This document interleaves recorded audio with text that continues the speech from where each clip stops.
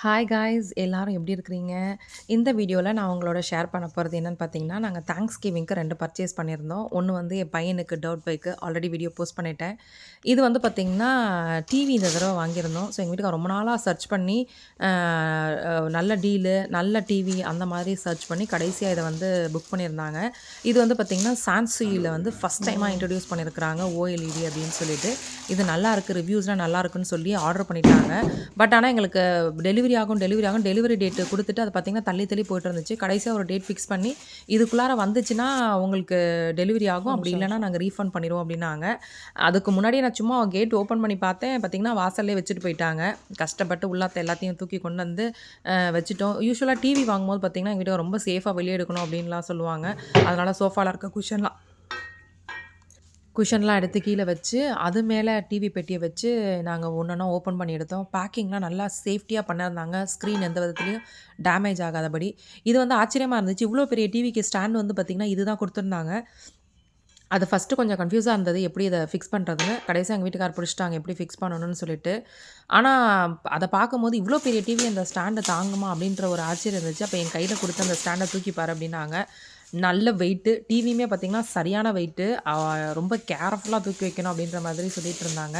அப்புறம் ஒரு வழியா ஸ்க்ரீன் எல்லாத்தையுமே வெளிய எடுத்து, டிவிய வெளிய எடுத்துட்டு, ஃபுல்லா எல்லாத்தையுமே ஓப்பன் பண்ணிட்டோம்.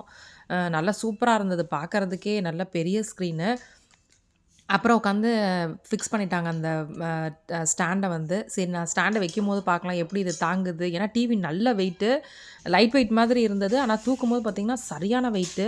அப்புறம் எல்லாம் ஒரு வழியா ஃபிக்ஸ் பண்ணிட்டு எடுத்து வைப்போம் அப்படின்ற மாதிரி சொல்லிட்டு இருந்தாங்க. எங்க வீட்ல டிவிக்கு வந்து பார்த்தீங்கன்னா, ஏற்கனவே நாங்க வந்து பார்த்தீங்கன்னா, QLED வாங்கியிருந்தோம். என் பையன் ஆனா சின்னவன் வந்து பார்த்தீங்கன்னா, அந்த ஸ்க்ரீன பார்த்து உடைச்சு அது ரொம்ப வீணா அது வந்து $1000க்கு நாங்க வாங்கியிருந்தோம் அந்த டைம்ல. அது வந்த புதுசுல. பட் ஆனா அது பார்த்தீங்கன்னா, அது வீணா போச்சு. அத வந்து எதுவுமே பண்ண முடியாது. ஒன்ஸ் இந்த டிவிலலாம் ஸ்க்ரீன் டேமேஜ் ஆயிடுச்சுன்னா, வேற எதுவும் பண்ண முடியாது. பட் தூக்கி நாங்க டிவிய சேஃபா வச்சுட்டோம். இதுல ஆச்சரியப்படுறதுக்கு ஒரு விஷயம் என்னன்னு பார்த்தீங்கன்னா, நான் ஆச்சரியமா பார்த்தது, அந்த ஸ்க்ரீன் பார்த்தீங்கன்னா, ரொம்ப மெல்லிசா இருந்தது. ஆல்ரெடி நாங்க QLED, OLED 2மே QLED உடைஞ்சதுக்கப்புறம் OLED வாங்குனோம். அப்புறம் OLEDலாம் எங்களுக்கு வச்சிருக்க கூடாது அப்படின்ற மாதிரி சொல்லிட்டு ரிட்டர்ன் பண்ணிட்டோம்.